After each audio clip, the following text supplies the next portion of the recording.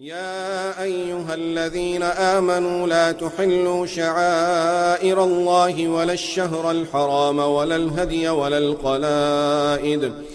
القلائد ولا آمين البيت الحرام يبتغون فضلا من ربهم ورضوانا وإذا حللتم فاصطادوا ولا يجرمنكم شنآن قوم أن صدوكم عن المسجد الحرام أن تعتدوا وتعاونوا على البر والتقوى ولا تعاونوا على الإثم والعدوان واتقوا الله إن الله شديد العقاب.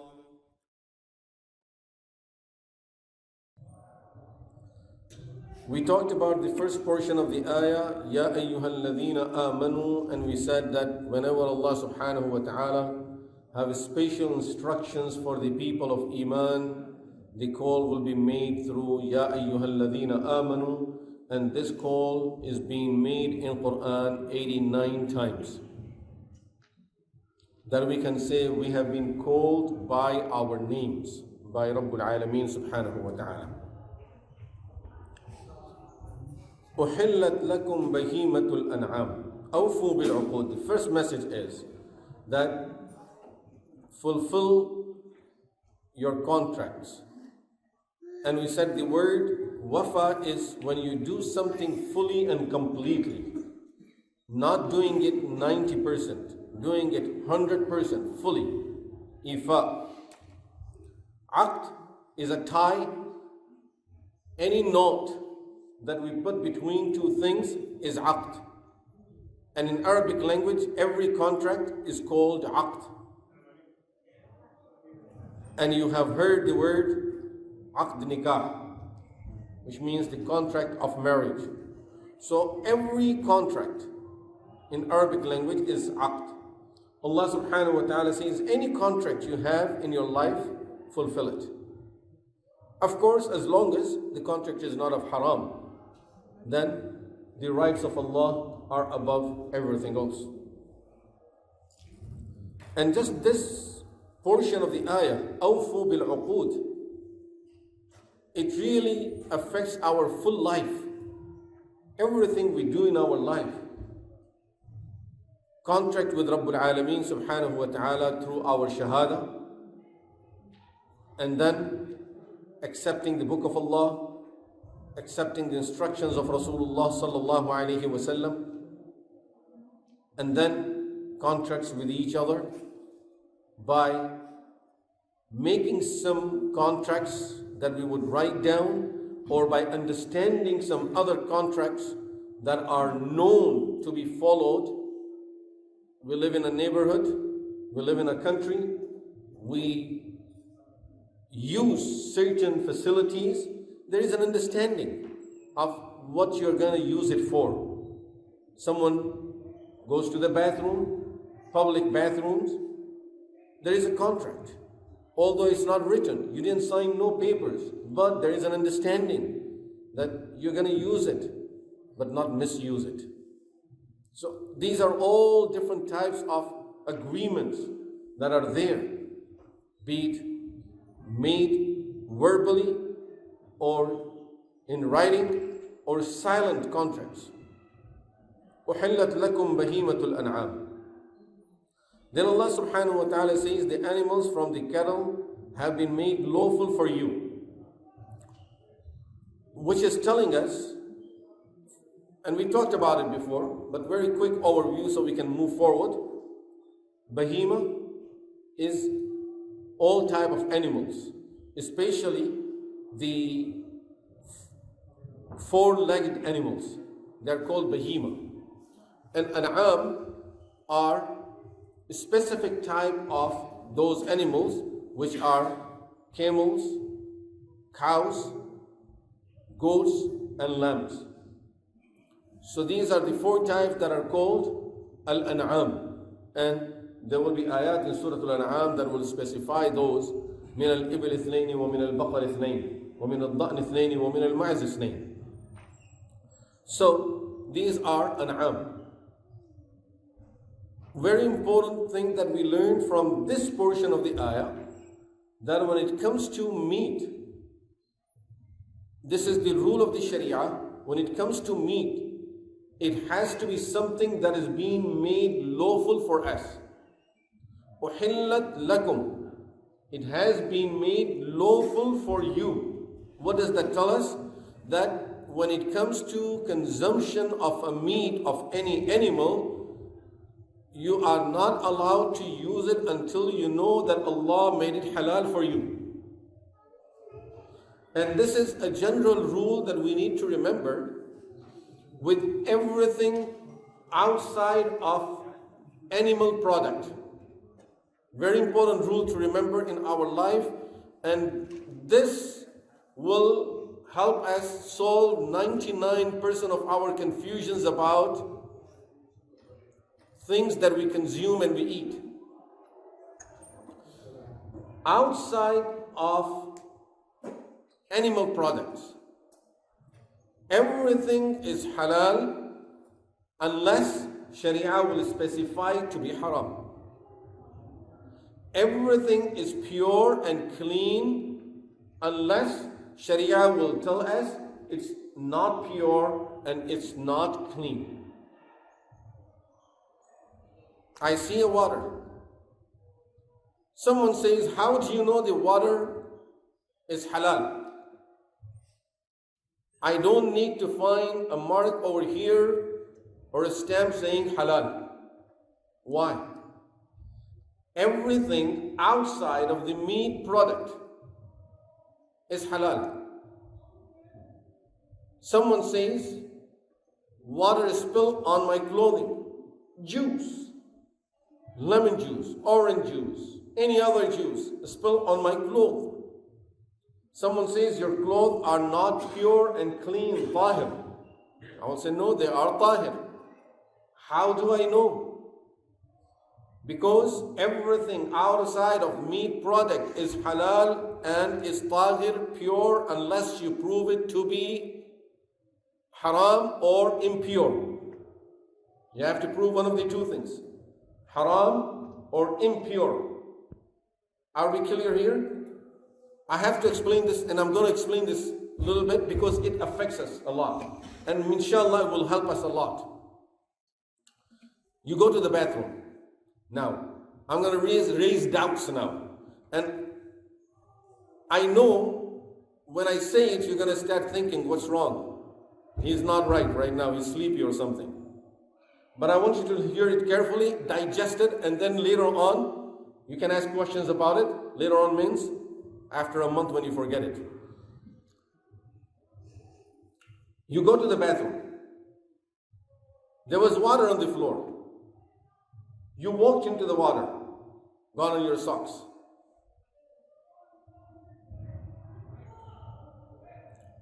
Are your socks pure, clean, tahir? You can pray with them or not? No. Why? Because it's washroom. Does Sharia say if there is water in the washroom is the najis? But I'm guessing there must be some najasa there. Is it? I'm guessing. Does Sharia allow me to guess in this situation? Someone says, smells bad. Is there a possibility that something else could smell bad also? If the same water was in the room, on a carpet, would I say it's najis? Or I would consider it tahir? Maybe I'm being extra careful right now and calling it najis because it's in the bathroom. This is why I give the example of a bathroom. So remember, general rule, everything is clean unless you are sure is not clean. I'm not asking you not to be careful, but when it comes to the fatwa, when it comes to the ruling, you are traveling. Should I pray? Should I not pray? Go ahead and pray. You can't prove it being najis. My slippers. I want to pray in my slippers because it's too cold, muddy, not clean. Are my slippers tahir or are they najis? I went to the washroom with these slippers. So I'm assuming, now look at the assumption now. Some najasa must be in the bathroom. That najasa must have got on my shoes. After that, my shoes never got cleaned, and this is why my shoes are najis. No. From the Sharia point of view, your shoes are clean, tahir right now. A woman came to Rasulullah sallallahu alaihi wasallam. When she heard these rulings, she came to Rasulullah sallallahu alaihi wasallam. She said, Ya Rasulullah, inni imra'atun utilu dhayli wa amshi fil makan al-qadr. I'm a woman that keep my garment below my feet. Keep the garment below the feet. So when I walk, my feet are not exposed and no other man can see my feet. I don't want to change the topic, but sometime when opportunities come, we need to grab them also. When Rasulullah sallallahu alaihi wasallam talked about not having the garment go below the ankle, he said, women are exempted. So one of the Sahabiyat asked, how long can we keep it? Rasulullah sallallahu alaihi wasallam said, up to the bottom of your feet, you can keep it. Salama radiyallahu anha said, إِذَنْ تَنْكَشِفُ قَدَمِي. If I keep it up to there when I walk, my feet may be exposed, and I don't like that. Rasulullah sallallahu alaihi wasallam said, يُطِيلُهُنَّ shibran. You can have it up to one hand span below the feet. This is for the purpose of hijab and satr, so that they cover themselves properly. So this woman says, Ya Rasulullah, I keep my garment very long. It's dragging on the ground when I walk. وَأَمْشِي فِي الْمَكَانِ الْقَدْرِ. I have to pass through an area where there is a lot of dirt. People throw, in those days, there were areas where people will throw their trash over there. So it's a dump site, you can say. Rasulullah sallallahu alaihi wasallam, one way he could have explained to her, how can you prove it? There is no proof, it's tahir. But, sometimes you look at the situation of a person. You look at the person, this is not a person that will understand from this point of view. You can tell him as much as you want. Still at the end of the conversation, he says, yeah, but this is okay, or this is not okay. So Prophet ﷺ asked her, after walking through that dirty place, do you walk on a clean area also? She said, yes. He says, يُطَهِّرُهُ مَا بَعْدَهُ. The area after that will make it tahir. If you think walking through that dirt will make it najis, then walking after that area will make it tahir. Go ahead. Use it for prayers and everything. Don't worry about it. What is he trying to tell us? Don't doubt. And as I said, in reality, now, from the Sharia point of view, is there any concept of if my garment gets into najasa, because there was najasa here, so I rub it against that part of the floor and it's going to become tahir? There is nothing like this. That is only to help her get rid of that doubt that she's having, that no, because I walked through this. And you ask her, how do you know that this is najis? Oh, people throwing all the trash, it smells so bad. Still you want to tell her, this is not najis until you prove that there was najasa in this trash. So, that's the rule. Dirt, general dirt, is not najis.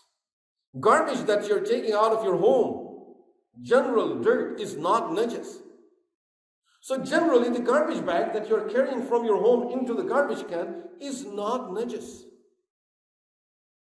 Now, sometime there may be some liquid in there and it spills over us and it smells very bad. And I feel, I have to change my clothes. Yes, change it for the purpose of being clean. But as far as tahara and najasa, it's tahir. Very, very important. So generally, everything is tahir until you prove it. Until you prove it being najis. That's the rule. You go to someone's home and you say, I want to pray. You say, hey brother, come, pray. And you look at the carpet, there is a stain, big stain over there. Quickly you smell, it looks like from one of the children.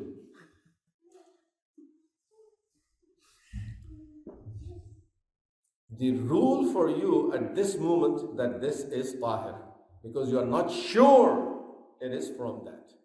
It could be something else. If you ask the brother, he may tell you, oh yeah, yesterday I put my garbage bag over here. Could be something. You always get the benefit of doubt, remember. You always get the benefit of doubt. In tahara and najasa, all of these things. So, generally everything is clean. Where do we learn this from? هُوَ الَّذِي خَلَقَ لَكُم مَا فِي الْأَرْضِ جَمِيعًا. He created everything on this earth for you. Everything is clean for you, okay for you. Unless you prove it being not clean at this time, then of course is not clean. Let me just extend this so that we are here to understand some rulings of Sharia. So let me extend it to the next step. Sometime we come to the salah and I'm thinking, do I have wudu? I don't have wudu. I have wudu, I don't have wudu. And we start doubting ourselves. So now, do I have wudu or I don't have wudu? Huh? Okay. This is the right answer. So all you have to think is, what you remember doing the last? I prayed Zohar. I don't remember using bathroom after that.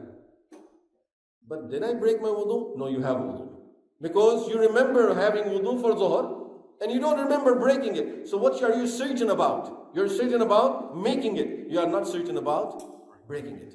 So you're sure about one thing, not sure about the other. Whatever you're sure about, that will count. Now, you remember using the bathroom. But now, a doubt comes that, did I make wudu after that? I think I do. I did make wudu, but I don't remember. Now you don't have wudu because you're sure of breaking it, not sure of making it. So whatever you're certain about, that is the thing that will count. Sometime, and this happens to some people, when they start their salah, a doubt starts coming. Did I wash my hand? I get this question sometimes. In salah, the thought starts coming to me, did I wash my hand? I don't know if I've washed my feet or not. Did I forget washing my feet? Did I forget washing my face? Something comes to the mind. The simple rule of the Sharia is, you know how to make wudu, don't you? You know how to make wudu. So if you know how to make wudu, then for sure you made it right. If there is a reason for you to think that, no, if I would have washed my hand, I would lift up my sleeves, and I don't remember, I don't think I did that, then of course it's different. But if you don't remember any reason for not washing your hand, and now in salah, shaitan comes in and says, I don't think you washed your hands. This is all from shaitan. Doubts are from shaitan. And Sharia doesn't want us to go with doubts. Sometimes people, after making wudu, they start doubting themselves. Did I break my wudu? I think I broke my wudu. I think something came out. If you think, you know for sure you made wudu, but you think something came out, you're not sure something came out, you have the wudu. Don't even look, continue with your salah. These things will go a long way.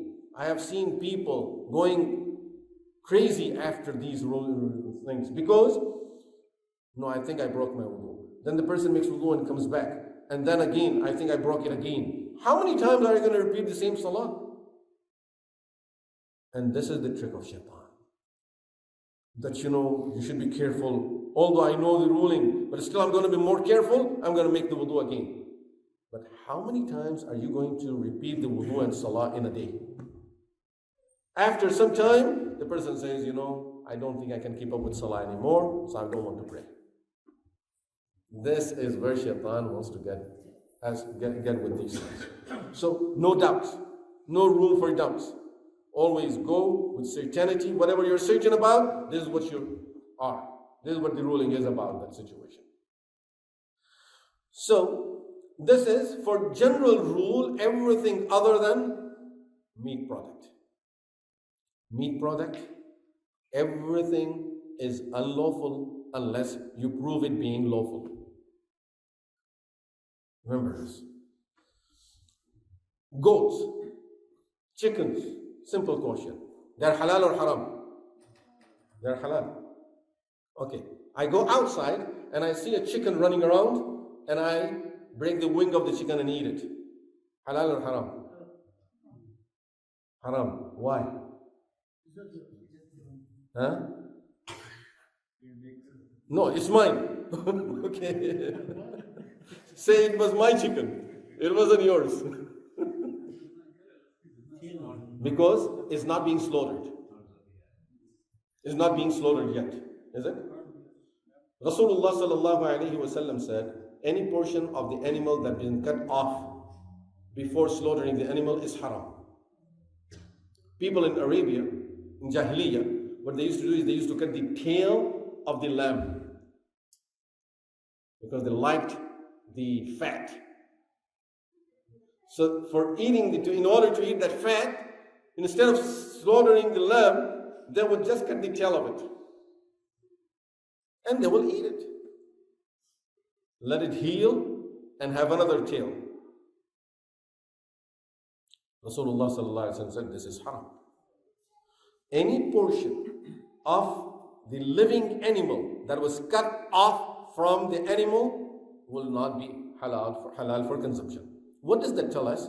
That if I see any animal, although it's an animal that is allowed for us to eat, but I have to make sure that it was slaughtered properly in order for it to be halal for me to eat. See what we're seeing here? So in normal situation, that was not halal for me. My own animal, my own goat, my own cow is not halal for me yet unless I slaughter it properly. Then it will become halal. If a person will take a sword and will cut the cow into two pieces, halal or haram? Haram. Because I didn't cut it properly.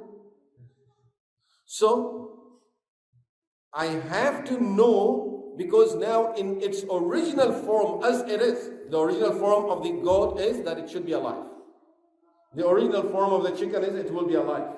So original form consumption is not allowed. Therefore, now in order for me to consume it, I have to be certain that it was slaughtered properly. So these are two different rulings. For general items, everything is allowed until someone will prove it being not allowed. For meat is not allowed until you prove it being allowed. These are two different rules. And this is what we learn from the ayah here, from the word uhillat lakum. It has been made halal for you. What? The certain type of animals. Allah subhanahu wa ta'ala never says, I made water halal for you. I made oranges halal for you. I made mangoes halal for you. Doesn't name those things. Why? As I said, the rule is they are all halal. Animals, meat is not halal until Allah will tell us what is halal. So what is halal? we need to know two things about it. One is the type of animals. What type of animals? Someone will get a dog, Bismillah, Allahu Akbar, slaughters it properly, and he feeds us. Is it halal? No. So, type of animal, that's number one. Number two, the method of slaughtering. When it comes to the animal and meat, then we have to know two things. Type of animal and method of slaughtering. And in the method of slaughtering, a third thing will come, and that is the person who's slaughtering. Someone who's an idol worshipper, he learns the method of slaughtering according to the Sharia, and he takes a chicken. He's idol worshipper. Bismillah, Allahu Akbar, and he cuts the chicken. Is it halal for us? Of course not. So, three things: the animal itself, the method of slaughtering, and the person who is slaughtering. All these three things have to be in place for a meat to be halal. Everything else is halal unless you prove it haram. Tahir unless you prove it najis. But the meat product is not allowed until you prove it being allowed for consumption. أُحِلَّتْ لَكُمْ بَهِيمَةُ الْأَنْعَامِ. Allah subhanahu wa ta'ala says, the animals from the cattle have been made lawful for you. You can eat them. Goats, sheep, lambs, cows, they are made halal for you. إِلَّا مَا يُتْلَى عَلَيْكُمْ. Except for those that I will tell you later, that will be recited to you. For example, animal died on its own. That animal, haram. Your own chicken is with your money, but it's haram. إِلَّا مَا يُتْلَى عَلَيْكُمْ غَيْرَ مُحِلِّ الصَّيْدِ وَأَنْتُمْ حُرُمٌ. Provided you do not consider hunting being lawful in the state of haram. This is talking about the person who's slaughtering. There was a person going for Hajj or Umrah. He was in his ihram. On the way, he sees a deer. He takes his arrow or gun out and he shoots the deer. Allah subhanahu wa ta'ala says, deer is halal, hunting deer is allowed, that meat should be allowed for consumption, but in this situation is not allowed, is haram, and his action was haram. Also, he gets sin for hunting because he is not in a situation where anything that he would hunt will be allowed. So he was not allowed to hunt. This is, condition in the person that is slaughtering is not fulfilled. The method was okay. The animal was right. The person was wrong. If the same person was not in ihram, or he has a partner that was not in ihram, and he would shoot the animal, it would be halal for him and for everyone else. But now, because this person does not fulfill the condition of slaughtering, therefore, this halal, that animal that was supposed to be halal and the method that was used was halal, is still, that animal is haram. Is not allowed for consumption. The person who slaughtered it wasn't right.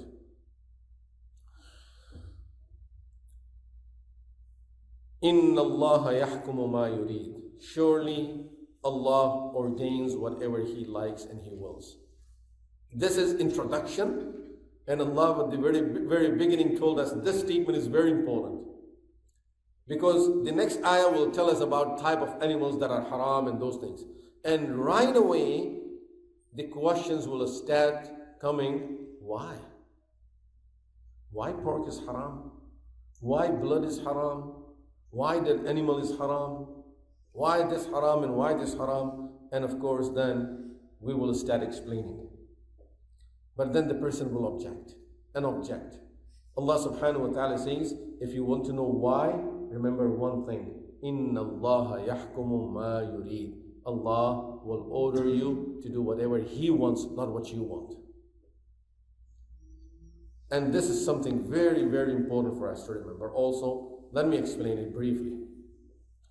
Many times we like to know the Hikmah. Hikmah, wisdom behind a ruling. And alhamdulillah, many times we do understand a lot of wisdoms. We will talk about some of those. Why pork is haram? There are certain wisdoms behind it. But if someone is not willing to accept this wisdom, can he challenge the ruling?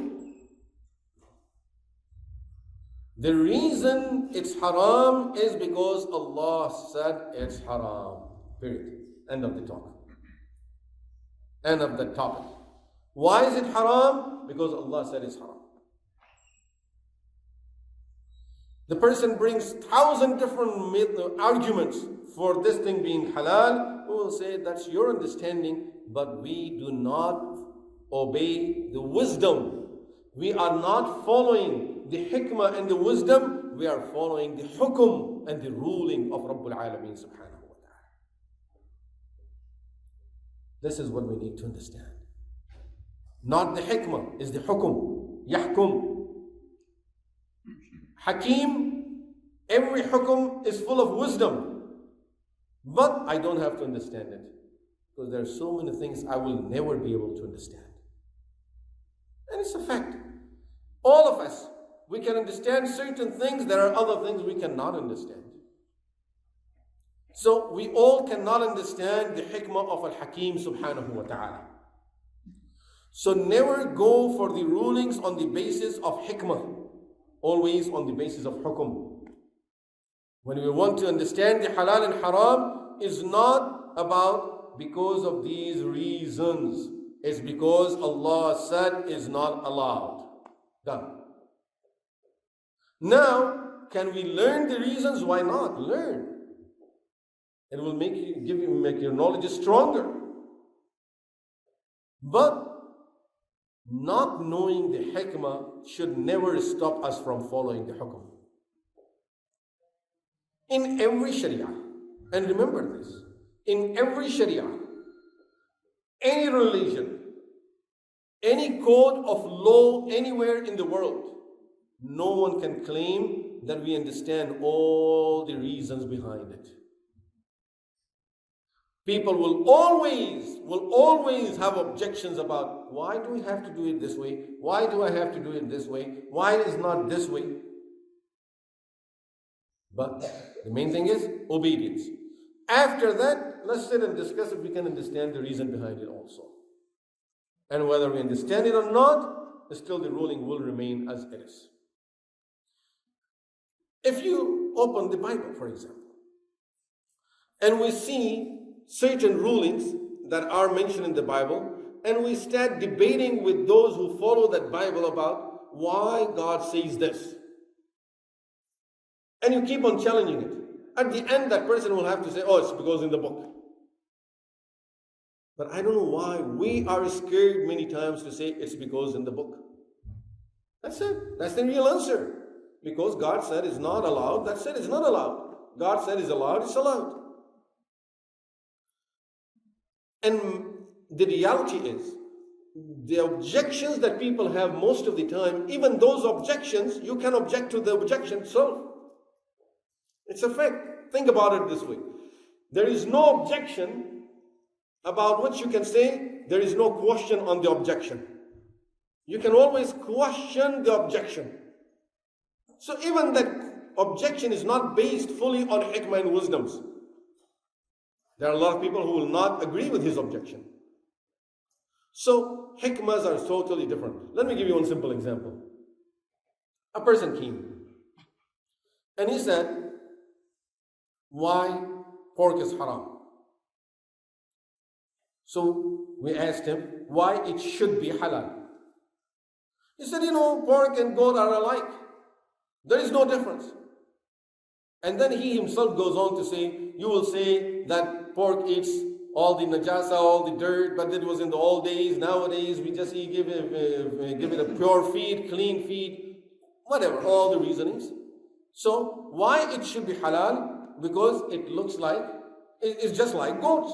What's the difference between the goat and the pork and the pig? Pig and goat are alike. Many times, size-wise, they are same. Sometimes Even the look is similar. So, see now, what's the main reason behind this person's mind, in this person's mind behind this being halal? That they are alike, isn't it? Okay. Tell him, ask him, you have a wife? Yes. Do you have a sister? Yes. Do they look alike? And I don't want to go further. But you understand the answer now. Not every two things that look similar, you always have the same use for them. The use of everything is different. So, just based on because there is another woman on the street, she looks like my wife. So you're going to go and grab her hand, sister, you look like my wife, mashallah. You'll get a slap. So here, same thing. You're going to hold the pig and tell it, to me you look like a goat. It's going to give you a slap. That I'm not for that use. The point is, I'm sure now we can understand that even the objections are not something that you can say there is no reason, that every reason behind it is understandable. Every objection has certain objections about the objection itself. You can raise questions about the objection itself. So, finally, who's going to decide? Of course, Ahkamul Hakimeen, Rabbul Alameen. His decision is final. We will keep on arguing forever. We will never come to a conclusion. Forget about halal and haram. If today we want to decide that tomorrow when we get together, should we serve pizza or serve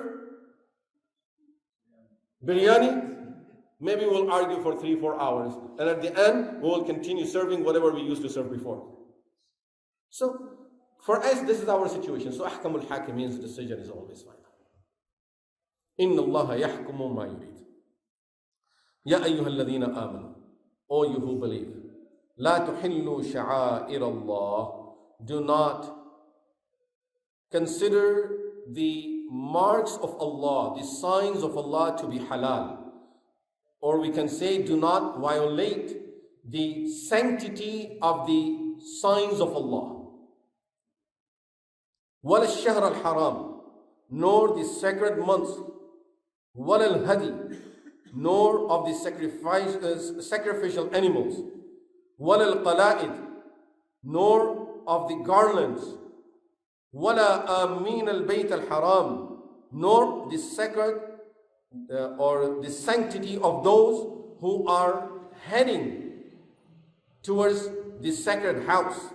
يَبْتَغُونَ فَضْلًا مِّن رَبِّهِمْ وَرِضْوَانًا, seeking the grace of the Lord and His pleasure. I will stop here right now. Allah subhanahu wa ta'ala gave us a list of things. He says, don't disrespect these things. Always keep the adab and respect of these things. We will take them one by one and maybe only one or two today. So as you see, there is a lot of detail behind these rulings, and we need to really digest them, understand them, put them in place in our mind, so that the next one can fit in place. La tuhillu, or you who believe, la tuhillu sha'air Allah. Sha'air Allah. Sha'air is the plural of sha'iratun. What does sha'ira mean? Sha'ira is any sign. Anything that can be used as a sign to point out something, to mark something. Just a line, a chalk, a paint, a signboard, everything is sha'ira. So every sign that is pointing something out is called sha'ira. The plural of that is sha'air, signs. Allah subhanahu wa ta'ala says, there are certain things in this world that are known to be sha'airullah, the signs of Allah. Signs of a country, the flag of the country, the uniform of the police officers, the uniform of the army people, certain marks on the cars. These are sha'air. These are the sha'air of the country. Companies have their own sha'air. They have their logos. This is the sha'ira of this specific company. These are sha'air. If someone cannot get to the building of that company, and he cannot talk to the people in charge and responsible for the company, representatives of the company, and he wants to show his anger from a distance, say that company is in this part of the world and someone is sitting far away in another part of the world, he cannot come here, he cannot talk to none of those people, he cannot get in contact with anyone in that company, so he will take a logo of that company and maybe burn it, spit on it, walk on it, step on it, do something to show that he is insulting it. So insult to that logo, to that sign, is an insult to the company. This is called sha'ira. So anything that is a sign of something special is called sha'ira. Allah subhanahu wa ta'ala says there are certain things that are known as sha'airullah. The signs of Allah means the signs of the deen of Allah. For example, Kaaba. Very, very clearly is sha'airullah. Hajar al-Aswad in the Kaaba is of sha'airullah. Maqam Ibrahim is sha'airullah. Safa and Marwa is from sha'airullah. Haram itself is sha'airullah. And then you move forward. Masajid anywhere in the world, these are all sha'airullah. Every masjid has to be respected, being the house of Allah. So this is sha'airullah. Ibadah in the masajid is of sha'airullah. Salah is of sha'airullah. Any ibadah that being done collectively is sha'airullah. Hijab for women is sha'airullah. Beard according to the sunnah is of sha'airullah. Things that will show connection to the deen of Allah are called sha'airullah. Allah subhanahu wa ta'ala says, La tuhillu sha'airullah. Make sure Allah's sha'air and the signs of the deen are never being disrespected by you. And the order is not to the kuffar. Ya ayyuhalladhina amanu, O you who believe. We have to make sure that sha'airullah are being respected. And when the ummah, God forbid, will get into the position of disrespecting sha'airullah, then this is not that ummah that Rasulullah sallallahu alaihi wasallam promised so many things will be having in this dunya and akhirah, is not for those, it's for the ummah that respect sha'airullah. And let me give you simple examples. We are in a gathering. From our point of view, it's a wedding, so it's a happy occasion, and therefore we are here for celebration only. And someone goes up to call the adhan. And we see 10, 15 people sitting on the side and laughing at that person calling the adhan. This is what the ayah is talking about. You are disrespecting sha'airullah. You are disrespecting the adhan. Adhan is one of the major sha'airullah. And you are disrespecting that. And you will hear the comments about it. Is he a mullah? Since when you became mullah? And have someone who holds a good status in the community. Who holds a good status in the community. If he will go up and call the adhan, that will be even worse. The way people will make fun of this person. That since when you became imam, you became mullah. So, any kind of disrespect to sha'airullah is disrespect to Allah subhanahu wa ta'ala.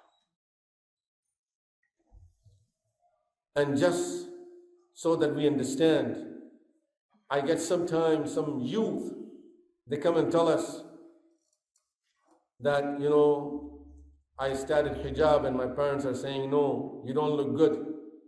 Who's gonna marry you with this hijab? This is disrespect to sha'airullah within our own homes. Or a young man who is growing his beard and is being told not to do that because he doesn't look good. This is disrespect to sha'airullah. So if Rasulullah sallallahu alaihi wasallam will come to us today, we will tell him, you don't look good. This is disrespect to Sha'airullah. So anything that is known to be the sign of the deen, that will make the person look like he's Muslim and is following something from deen, Allah subhanahu wa ta'ala says, never have that thing being disrespected. Allah subhanahu wa ta'ala gives an example in Qur'an, in Surah Wash-Shamsi wa Duhaha. A whole nation of Thamud was destroyed on the basis of what? They killed the camel. Was that camel so important? Allah subhanahu wa ta'ala tells us the reason. فَقَالَ لَهُمْ رَسُولُ اللَّهِ نَاقَةَ اللَّهِ نَاقَةَ اللَّهِ. This is the camel of Allah. Became the sha'ira. Became the sign of Allah. Because Rasulullah told them, نَاقَةَ اللَّهِ. This is the camel of Allah. And when they disrespected that camel, when they attacked that camel, Allah subhanahu wa ta'ala wiped out the whole nation. Because that was naqatullah. أن المساجد لله. Masajid belong to Allah. This is why the hadith in Sahih al-Bukhari, من عادى لي وليا فقد آذنته بالحرب. A person who would have animosity against any of my wali, which means a pious person, فقد آذنته بالحرب. I, Allah, declare a war against that person. That this person is trying to be a good believer and you attack this person, I'm going to have a war against him. So, Sha'airullah are very, very important to be respected, and we really need to work hard on making sure that the respect of these things is being preserved as we are gradually losing it. I'm so happy that I'm talking about this at this situation that we are in, that we haven't lost it, alhamdulillah, but it's getting there, and we need this reminder from Allah subhanahu wa ta'ala. Respecting the masajid, making sure people who are doing the ibadah are not being disturbed. We don't do anything in the masajid that's against the respect of the masajid. We make sure that people who are doing any kind of ibadah are having the peace of doing the ibadah. When adhan is being called, we have respect for the adhan. When salah is being performed, we have respect for the salah. These are all sha'air. And we have to make sure that we preserve it and we hold firmly onto it. And Allah subhanahu wa ta'ala in Qur'an tells us, in Surah Al-Hajj, ذَلِكَ وَمَنْ يُعَظِّمْ شَعَائِرَ اللَّهِ فَإِنَّهَا مِنْ تَقْوَى الْقُلُوبِ. Whoever will have the proper respect of Sha'airullah, that is the sign of the taqwa in your heart. Subhanallah. فَإِنَّهَا مِن تَقْوَى الْقُلُوبِ. Respecting Sha'airullah, respecting the Qur'an. And this is, again, good thing I remembered. Sometimes we see people picking up the Qur'an, putting it here, putting it there. The person wants to go out and back, and he puts the Qur'an on the floor and he goes back. We need to show the respect to it. Show the proper respect to everything that is respectable. I'll just tell you a joke, which is true, happened with me. Give us a little understanding of it, because sometimes we need more lessons. No, I think it's too early. There was a brother. He used to come to the masjid, not here, not in this masjid, somewhere else. He used to come to the masjid, and he knew I don't like to see Qur'an on the floor, so he intentionally used to put it there. And every time he would come, hold the Qur'an, read a little bit, then he will put it down there. And I used to take something and put the Qur'an on it, and he will take that out and put it down. Anyway, this happened to me in the Haram of Medina also. That someone came and he put the Qur'an on the slippers. So I told him, brother. He says, who said this is haram? I said, no, this is not the place for me to say anything. That's it. So we ended the conversation there. That he wants a proof for respect for other. I can put my foot on his face and then I can ask him for a proof that says haram. You don't need a proof for that. You should know what is adab. Anyway, So one day this brother invited us. The same brother I was talking about, he invited us to his home. I went to his home and there were people sitting on the couches. I went and sat on the floor. He said, no, brother, come sit here. And he points to one of the couches. I said, no. He said, no, brother, you're the imam, you come up. I said, subhanallah, imam is supposed to sit up and you put the Qur'an down. So he says, now I understood. He said, until now I didn't realize how respectable things are supposed to be up. Now I understand. So alhamdulillah, he understood. But the point is, adab for all of these things is very important. وَمَن يُعَظِّمْ شَعَائِرَ اللَّهِ Whoever will honor and respect شَعَائِرُ اللَّهِ, the signs of Allah, فَإِنَّهَا مِن تَقْوَى الْقُلُوبِ This is, Allah says, this is the sign of having taqwa in your heart. Otherwise, you don't have any taqwa of the heart. In another ayah, Allah subhanahu wa ta'ala says, وَمَن يُعَظِّمْ شَعَائِرَ اللَّهِ وَالْبُدْنَ جَعَلْنَاهَا لَكُم مِّن شَعَائِرِ اللَّهِ لَكُمْ فِيهَا خَيْرٌ فَاذْكُرُوا اسْمَ اللَّهِ عَلَيْهَا صَوَافَ فَإِذَا وَجَبَتْ جُنُوبُهَا فَكُلُوا مِنْهَا وَأَطْعِمُوا الْقَانِعَ وَالْمُعْتَرَ He says, even respect the animal that is being taken over there for sacrifice because it became sha'airullah. It became the sign of Allah. Don't respect those animals.